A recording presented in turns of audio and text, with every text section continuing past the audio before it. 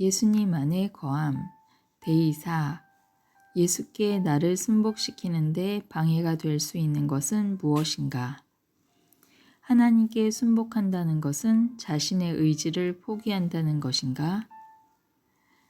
나에게 순복의 장벽은 나의 직장에 대한 이해관계였다. 정확히 말하면 내가 순복하면 하나님께서 나를 목회로 부르실 것을 나는 염려하였다. 에드윈 오르는 다른 방해물을 만났다. 그는 젊은 시절에 대해 다음과 같이 말했다. 나는 주님께 온전히 순복해야 했다.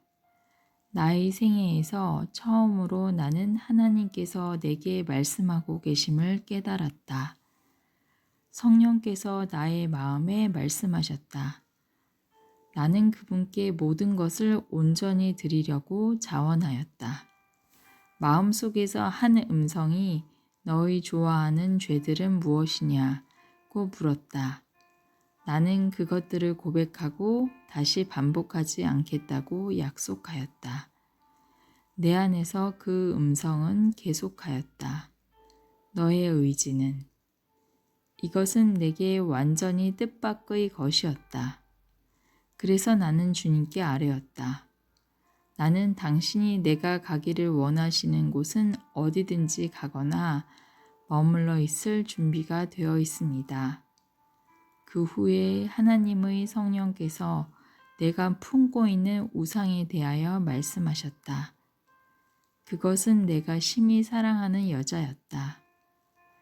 주님은 만일 그분이 요구하시면 이 여자를 포기할 것인지 물으셨다. 갑자기 나는 나의 의지가 이 지점에서 방어벽을 치는 것을 깨달았다. 나는 그런 희생을 원하지 않았다. 이 지점에서 성령께서는 말씀하기를 멈추었다. 단번에 나의 마음은 놀랄 만큼 공허해졌다. 나는 곧 이것을 깨달았으며 그리고 다시 성령으로 충만하기를 갈망하였다. 이때 나는 온전히 내 자신을 주님께 드렸다.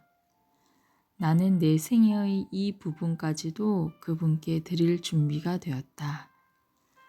나의 마음은 형용할 수 없는 사랑과 기쁨과 능력으로 가득하였다. 나는 난생 처음으로 나의 하나님과 구주를 진정으로 알고 기독교는 교리나 철학보다 더 뛰어난 것임을 느꼈다. 하나님께서는 에드윈 오르를 통하여 위대한 일들을 성취하셨다. 에드윈 오르에게는 여자였던 반면 나의 경우에는 직업이 방해물이었다. 어떤 경우든지 만일 그대가 아직도 주님께 자신을 온전히 드리지 않았다면 그대 자신과 문제를 그분의 손에 드리라. 주님은 그대를 크게 축복하실 것이다. 주님은 우리의 결정들을 존중하심. 만일 그대가 모든 것을 알고 있다면 그대는 하나님께서 그대를 인도하고자 하시는 그 같은 길을 선택할 것이다. 우리가 무한한 사랑의 하나님께 온전히 순복할 때 우리는 모든 두려움과 망설임을 버릴 수 있다. 하나님께서는 결코 인간의 자유의지에 반대하여 행하지 않으실 것이다. 우리의 놀라운 하나님께서는 우리의 개성을 존중하신다. 자유는 하나님께서 우리에게 주신 가장 귀중한 선물들 중 하나이다. 그렇기 때문에 하나님께서는 우리의 동의를 기다리시며 우리가 요청할 때만 행동하신다. 자유는 신성의 선행 조건이다. 사랑은 자유 아래서만 발전할 수 있다. 하나님께 순복은 자유의 의지를 포기해야 한다는 의미인가? 우리가 하나님께 순복할 때 우리의 의지를 완전히 잃어버리는가? 우리는 꼭두각시들이 되고 하나님은 줄을 당기시는가? 아니다. 왜 아닌가? 하나님께 우리 자신을 완전히 드림으로 우리는 어리석음, 오도됨, 무지, 미숙한 의지를 완전, 고상함, 지혜로 대신한다. 우리는 신성한 내비게이션에 자신을 맡긴다. 우리는 우리의 의지를 포기해서는 안 되지만 오히려 잘못 사용하고 있다. 포기되어야 하는 의지는 하나님의 뜻과 다른 것이다. 그것은 우리가 고집을 피우는 것이다. 엘렌 화이트는 그러나 어떤 사람은 말한다. 내가 내 자신의 길을 가며 스스로 행동해서는 안 되는가? 그렇다. 그대는 자신의 길을 가면서 하늘나라에 들어갈 수 없다. 거기는 나의 길이 없을 것이다. 어떤 인간의 길도 하늘나라에서 발견될 수 없을 것이다. 우리의 길은 하나님의 길과 일치되어야 한다. 라고 썼다. 리뷰 앤 헤럴드 1892년 2월 23일. 또한 이사야 53장 6절을 보라. 우리는 다 양 같아서 그릇 행하여 각기 제 길로 갔거늘 여호와께서는 우리 무리의 죄악을 그에게 담당시키셨도다. 누구든지 하나님과 말씀의 지도받기를 거절하면 신성한 내비게이션에 의존하는 대신 자신의 한정된 마음을 기초로 살아갈 것이다. 우리의 의지가 하나님의 뜻과 조화되어 있을 때 누구도 손댈 수 없다. 그리고 그것을 포기하는 것은 잘못된 것이다. 사람의 의지와 하나님의 뜻이 협력할 때에 그것은 전능한 것이 된다. 하나님께서 하라고 명령하신 것은 무엇이든지 그분의 힘을 의지하여 이룰 수 있다. 그가 명하는 모든 것은 다 할 수 있는 것들이다. 선교 258. 우리가 성령께서 지도하시도록 허락할 때에 우리는 속박당하거나 제한받지 않을 것이다. 대신에 우리는 최대의 자유를 누릴 것이다. 고린도후서 3장 17절에는 주의 영이 계신 곳에는 자유함이 있느니라고 기록되었다. 우리의 순복에 대한 다른 축복들. 자신을 완전히 하나님께 맡기는 사람은 하나님의 손길로 인도함을 받을 것이다. 그는 미천하고 명백히 타고난 재능이 없을 수도 있으나 사랑과 신뢰의 마음으로 공표된 하나님의 모든 뜻에 순종하면 그의 능력은 순결하고 고상하게 되고 활력을 띠게 될 것이며 그의 능력은 증가될 것이다. 그가 거룩한 지혜의 교훈을 간직하게 될 때 그에게는 거룩한 사명이 위임될 것이며 그는 자신의 생애로 하나님께 영광을 돌리며 세상 사람들에게 축복이 되게 할 수 있을 것이다. 주의 말씀을 열무로 우둔한 자에게 비추어 깨닫게 하나이다. 시편 119편 130절.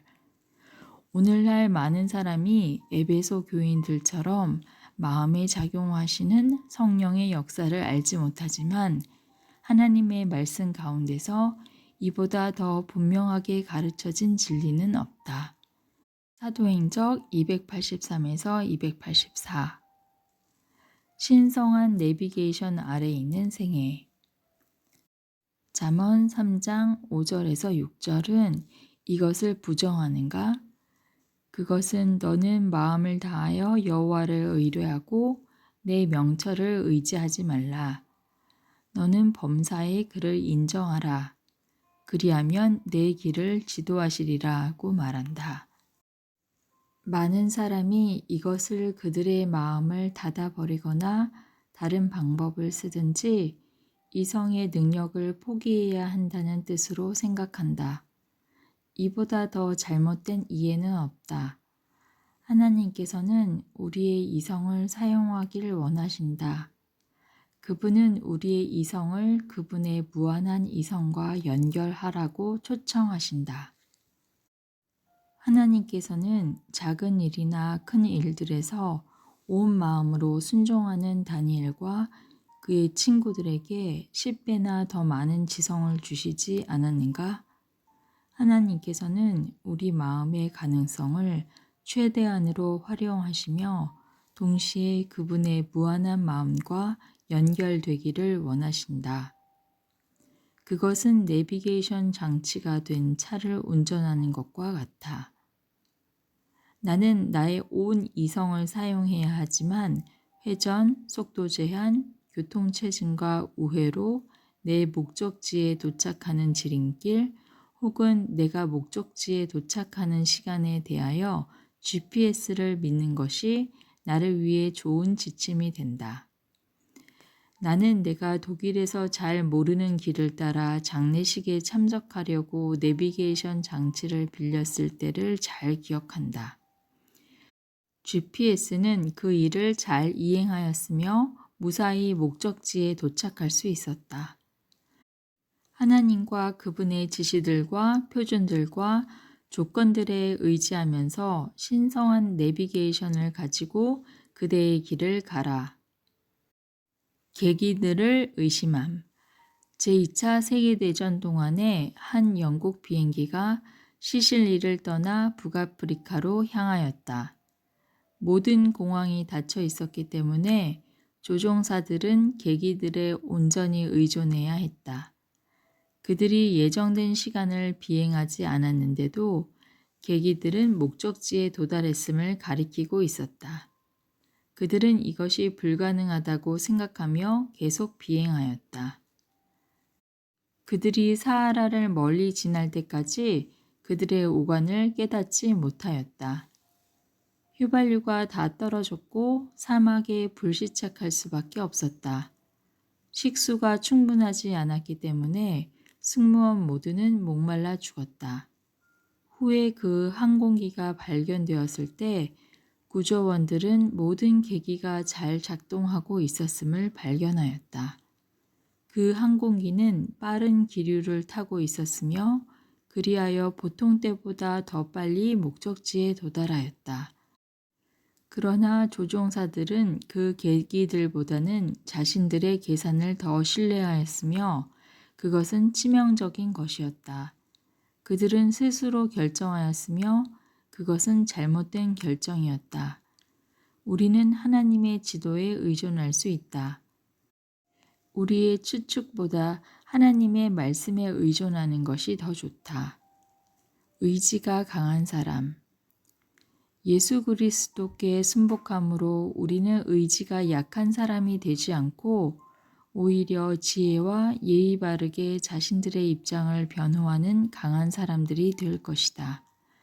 다니엘과 친구들에 대하여 다시 생각해 보라.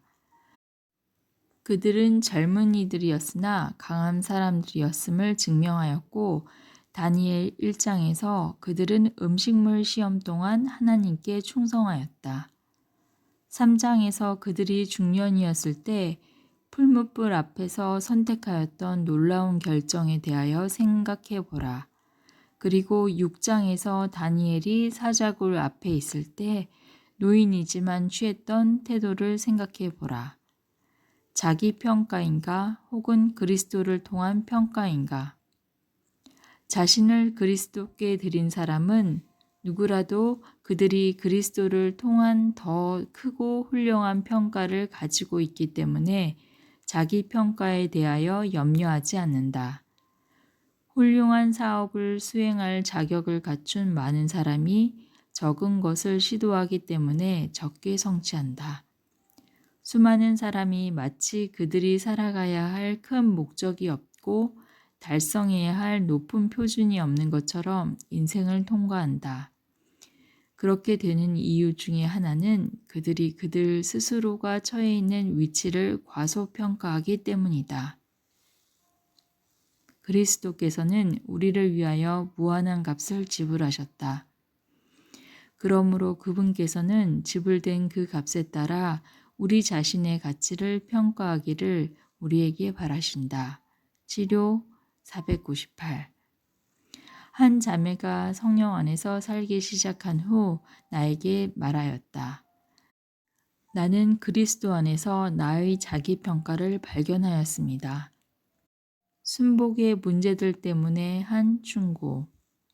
한 젊은이가 성령 충만을 원하였으나 분투하고 있었기 때문에 목사님께 상담을 청하였다. 그 목사님은 그에게 물었다. 당신의 의지를 하나님께 온전히 순복하였습니까? 온전히는 아닙니다.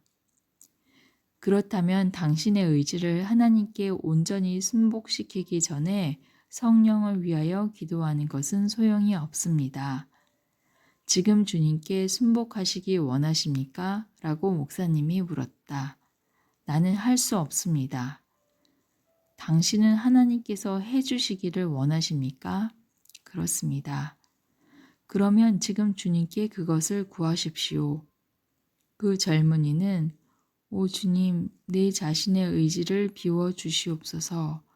당신의 뜻에 온전히 순복되도록 나를 이끄소서.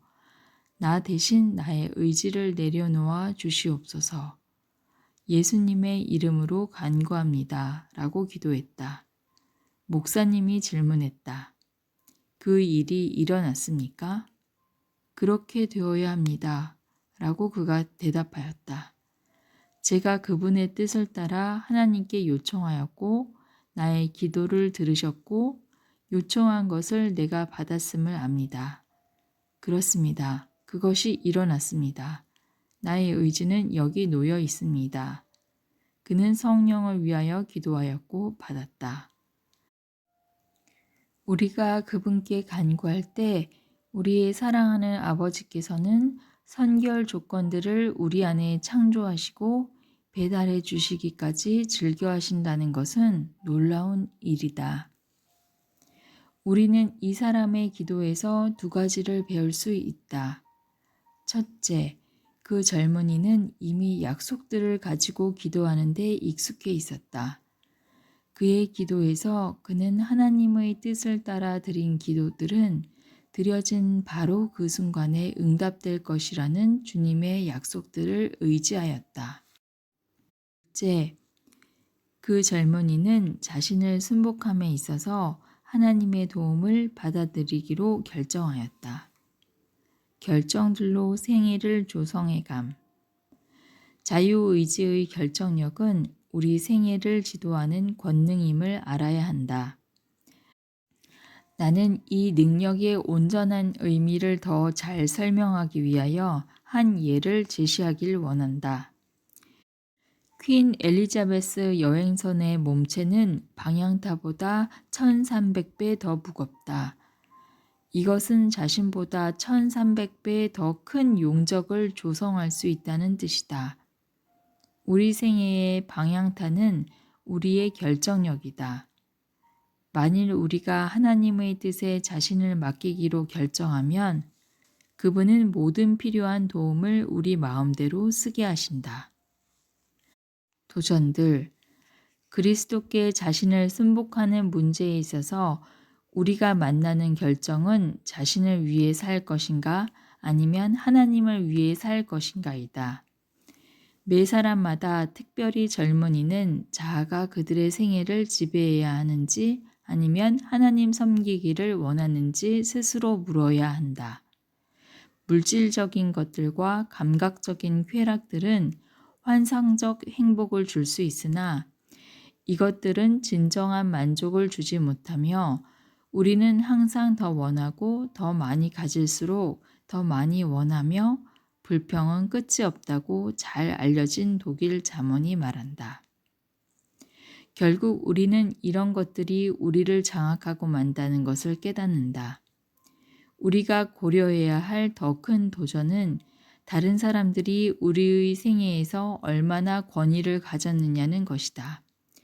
예를 들면 우리의 가족, 학교, 교회, 회사 혹은 지역사회가 하나님의 요구하시는 일들과 반대되는 일들을 기대한다는 것이다.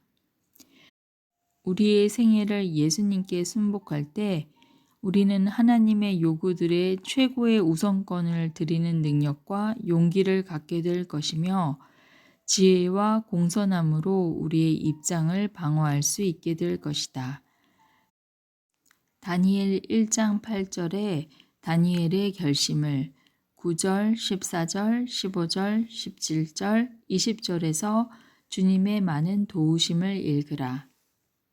다니엘은 뜻을 정하여 왕의 진미와 그의 마시는 포도주로 자기를 더럽히지 아니하리라 하고 자기를 더럽히지 않게 하기를 환관장에게 구하니 하나님이 다니엘로 환관장에게 은혜와 긍휼을 얻게 하신지라. 그가 그들의 말을 쫓아 열흘을 시험하더니 열흘 후에 그들의 얼굴이 더욱 아름답고 살이 더욱 윤택하여 왕의 진미를 먹는 모든 소년보다 나아 보인지라. 하나님이 이 네 소년에게 지식을 얻게 하시며 모든 학문과 재주에 명철하게 하신 외에 다니엘은 또 모든 이상과 몽조를 깨달아 알더라. 왕이 그들에게 모든 일을 묻는 중에 그 지혜와 총명이 온 나라 박수와 술객보다 10배나 나은 줄을 아니라. 나의 생일을 하나님께 한 번만 순복하면 충분한가? 우리는 회심할 때 예수 그리스도께 근본적인 순복을 시작한다. 이 순복은 기도와 적합한 성경적인 지도와 확신이 생긴 후에 따라오며 침례로 마무리되고 영원토록 유효하다. 하나님의 말씀은 예수 그리스도께 대한 이 근본적인 순복을 하나님과의 언약이라고 부른다. 그러나 매일의 순복은 전혀 다른 것이다. 그것은 또한 자주 봉헌, 회심 혹은 헌신이라고 불리며 이 표현은 얼마의 혼돈을 일으킬 수 있다. 분명히 하기 위하여 나는 그것을 헌신이라고 부를 것이다. 매일의 헌신, 순복 혹은 회심은 내가 오늘 하나님과 맺은 처음 언약을 따라 살기 원한다는 뜻이며 나는 오늘 그 언약을 고수하기 원한다. 그것은 다음과 같이 기도하는 것이 매우 귀중한 이유이다. 주님, 나는 오늘 나의 모든 존재와 가진 모든 소유와 함께 내 자신을 당신께 드립니다. 성경은 그리스도와 우리의 언약 관계를 결혼으로 비유한다. 만일 내가 이 언약에 머무른다면 어떤 일에도 전혀 근심할 필요가 없다. 하나님께서는 그분께 의탁한 모든 것을 안전하게 지키신다. 그분은 항상 자신의 말씀을 지키신다. 그분은 우리가 실패해도 이혼 신청을 하지 않으신다. 모리스 밴드는 말한다. 만일 당신이 결혼을 지속하지 않으려면 결혼하는 것은 확실히 아무 의미가 없습니다. 그리고 만일 당신이 결코 결혼하지 않았다면 결혼을 지속할 수 없습니다.